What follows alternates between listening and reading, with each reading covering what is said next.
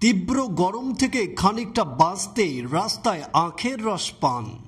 তবে এই ধুলোবলি মাখা শহরে ফুটপাতের এই বরফ মাখানো আর মশামাছিতে ভরা আখের রস কতটুকু স্বাস্থ্যকর আর সুস্থতার নামে অসুস্থতা ডেকে আনা নয় তো?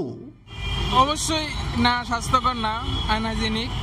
জার্নি করে আসলাম অনেক দূর থেকে, তা একটু শরীরে ক্লান্তিটা দূর করার জন্য, যেহেতু শান্তি পাওয়ার জন্য, মানে অত্যাধিক অসুস্থ লাগতেছিল সেই জন্য একটু।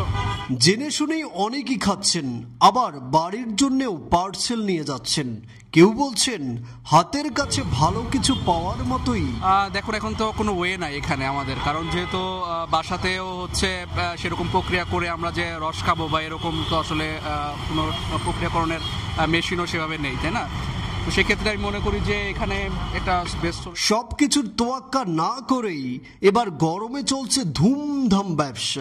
আলহামদুলিল্লাহ, আগের চেয়ে গরমও বাড়ছে, বেচা কিনাও বেশ ভালোই।